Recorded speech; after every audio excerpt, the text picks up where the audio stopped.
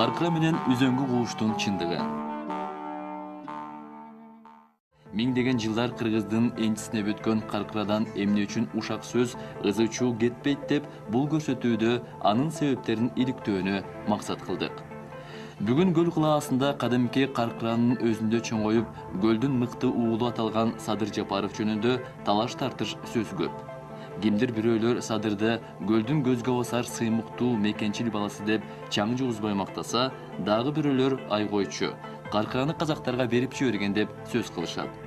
Эли оозунда элек жок дегендей, Садыр тууралуу кандай пикирлер айтылса да, эмне үчүн Каркыранын чөйрөсүндө сөз токтобойт деген суроо жаралат. Акыркы жылы бийлик Жапаровдун округуна кирген айтылуу Каркыранын бир жагын кошуна казак туугандарга берип жиберишке аз калды. Садыр бул маселени сессияда мындайча талашып күн тартибинен кийинкиге жылдырат. Каркыра жөнүндө абдан көп талаш болуп атат. Мына Каркыранын эгасы бул жерде Жапаров Садыр отурат. Ошону угуп койгондон кийин добушка койбоймунбу баягы сунушта? Рахат. Пожалуйста, депутат Жапаров, сөз сизде.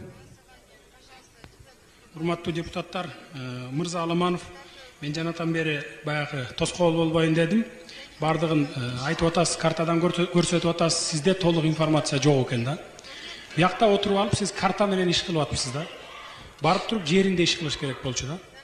Биз өткөндө барып өз көзүбүз менен да көргөнбүз, илгерки чегараны дагы билебиз. Казактар чындыгында эле бер жакка кирип пост коюп алган да. Эмне үчүн анткен? Себеби биздики таможня кыштын күнү теле жолобойт аякка.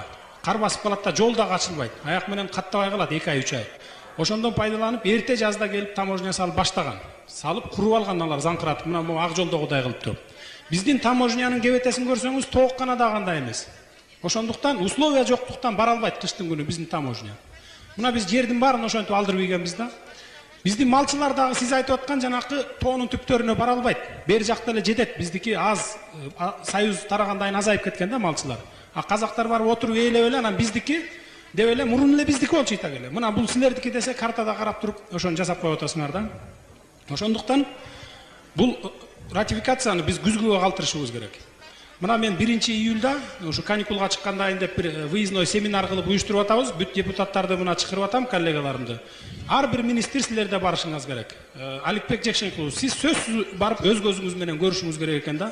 Ошондон кийин гана муну ушул ратификацияны күзүндө алып келип анан добушка коелу. Илгери ал жерде бүт баары Кыргызга тиешелүү болгон да. Муну өзү казак туугандарыбыз өзүлөрү макул болуп, эч бир талаш тартыш жок илгери. Кийин баягы союз кезинде